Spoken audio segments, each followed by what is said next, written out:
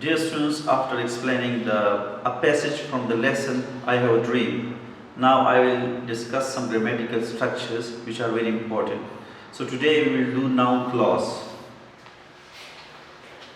Previously I told you that clause is something having predicate and subject. Means subject and predicate which does not give complete meaning, we call it clause. Means or a group of words having subject and predicate, we call it clause. So any clause which replaces or which works as a noun, we call it noun clause.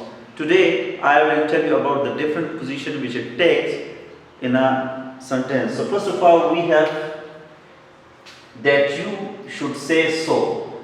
This is the clause. That you should say so. That is basically a conjunction and this is subordinate conjunction. Now you see you is subject over here. You is subject over here in this clause and this one is predicate. Now you see this clause is preceded by that and that is subordinate conjunction. So first of all this clause is subordinate clause.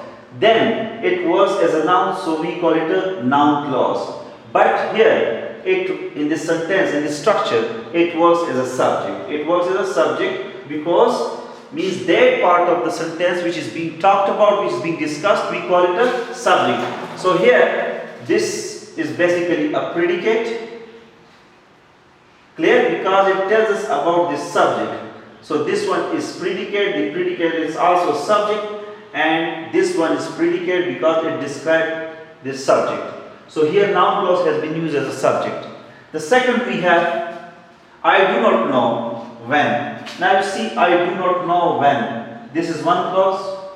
I do not know. Here I is subject and this part is predicate because it tells us about the subject I. Then here when I shall return. You see here it is an object. No is followed by this object. No is basically transitive verb. Transitive verb is any verb which needs an object.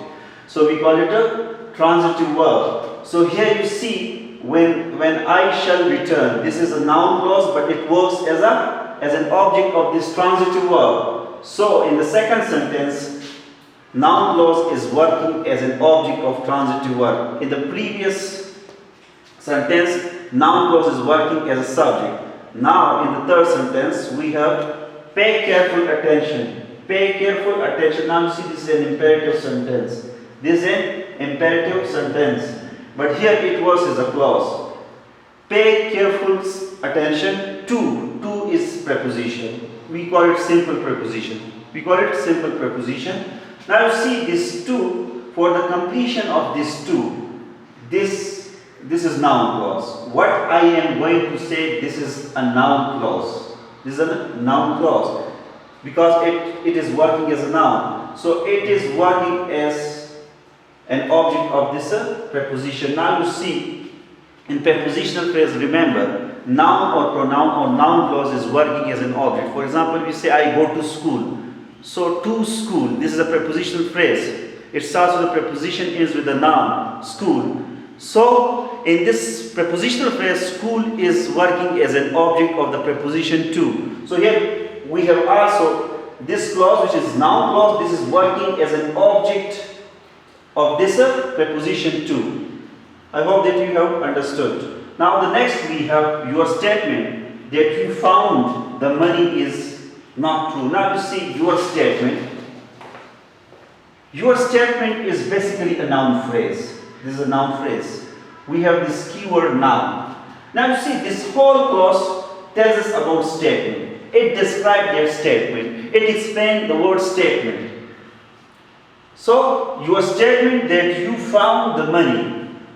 If there is a phrase or a clause which explains the previous word or a phrase, we call it appositive phrase or clause. We call it apposition. Because this clause is going to explain this previous word statement, so we call it apposition to the noun. Because this is noun. And this is explained by this noun clause, so we call it apposition. So this clause is working as an apposition and apposition to the noun. So this is a noun clause which is working as apposition to noun. Now the next we have my belief. is that. My belief is, my belief is, my belief is. Now you see, we need something to complete this statement, this sentence. Now see, my belief is. So is needs this what? This clause. This is also noun clause.